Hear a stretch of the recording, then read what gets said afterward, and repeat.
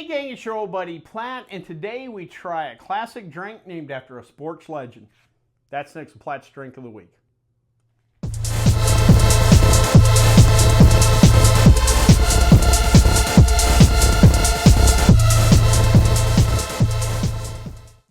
All right, guys, think we got a fun little video today. What do we have to drink? We have Arnold Palmer Spiked, 5% ABV. I purchased a 6-pack of this at $8.99, so value-wise, this is similar to your favorite kind of mega brand beer, you know, $9 or so bucks for a 6-pack. For those of you a little young that might not remember Arnold Palmer, or you know the name, but you don't really know the career, you don't remember him growing up, I'll give you a little synopsis on Arnold. He was born in 1929 in Latrobe, Pennsylvania, a place he always kept near and dear to his heart. His father was the groundskeeper and head pro at Latrobe Country Club. So this gave him, you know, a place to go hit balls. More importantly, he learned the game from someone who actually knew the game. This helped him to win 62 times on the PGA Tour. That is 5th all time. He has 7 major victories, including 4 green jackets from the Masters.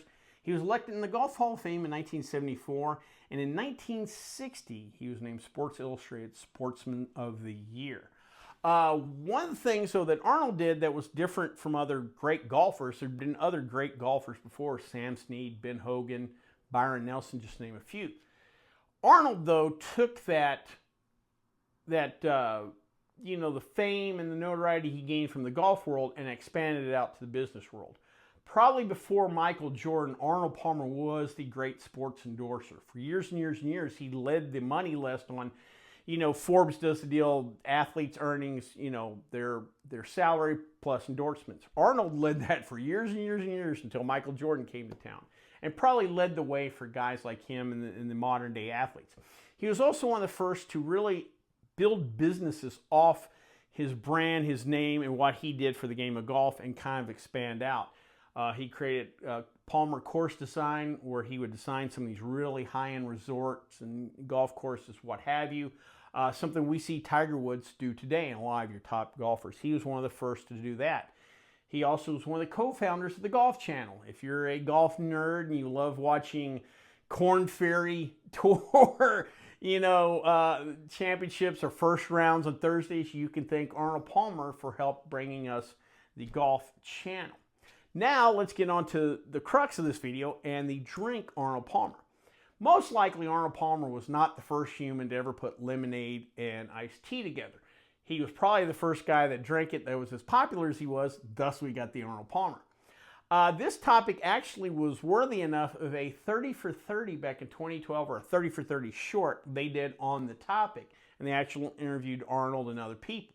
Now, in the short, they talked about a specific time where Arnold was at a golf course in Palm Springs, I think having lunch or something like that, and he was drinking lemonade and iced tea, and either a lady at his table or the next table order just told the waiter, hey, bring me one of them Arnold Palmer drinks. Thus, supposedly a legend was born. Now, one of his regular stops was always Augusta, you know, where he won 4 green jackets. And there he would order a Mr. Palmer. He would tell them, bring me a Mr. Palmer. And after a while, the staff just started bringing him the drink, and they asked the staff, they're like, well, he's Arnold Palmer. We're going to bring him an Arnold Palmer, which I thought was pretty funny, kind of a cool story. And again, thus a legend was born. Now, here, what we have here, again, is spiked. It's called half and half. Now, Arnold himself probably drank something that was closer to 3/4 iced tea and 1/4 lemonade.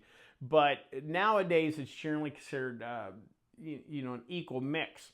Now, on this particular product, because we can literally see Arnold on the can, they have the family's right to utilize the name. Thus, you'll hear Arnold Palmer.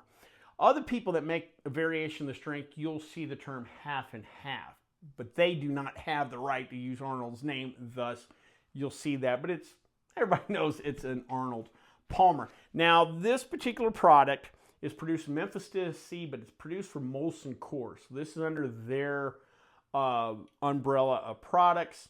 They have other variation of flavors. There's a raspberry, there is a strawberry, a mango, and a light for all you calorie counters out there. Also, too, this says on the can somewhere, on the very bottom, well, it says contains alcohol. If you look on the website, though, it will refer to as a flavored beer. Also, you may see the term malt beverage. Technically, this is what they call a malt beverage. Now, what does that mean? Don't get confused with malt liquor. Malt, in this sense, is just malted barley.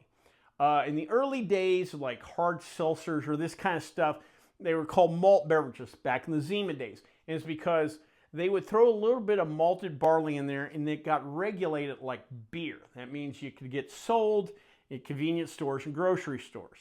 And that's why this is done. Most likely this is a fermented corn with a little bit of malt or malted barley in there to call it a malt beverage. And then the iced tea and the lemonade are added to get it to the 5% alcohol by volume. So that's probably what we got here. There are variations of this drink. If you do the regular Arnold Palmer without alcohol, but then add vodka, some people call that a John Daly. Some people, if you throw bourbon in there, will call that a Tiger Woods. Some people, if you throw scotch in there, call it a Nick Faldo. There's variation to this, and there's no hard, fast rules in that, but I thought you guys would appreciate that. All right, enough being said. Let's drink a spiked Arnold Palmer.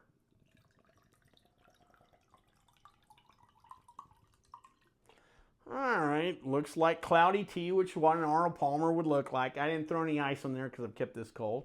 Let's go ahead and give her a try.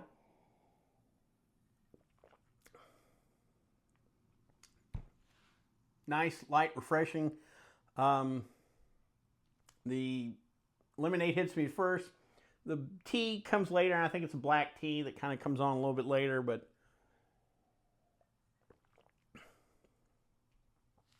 yeah, the tea comes later, but you get the sweetness of the lemonade up front. Very drinkable, light body, goes down easy. At 5% alcohol, you're almost kind of not really going to notice it, which makes it kind of dangerous in that sense. But real nice, real refreshing drink. This pretty simple product to be said.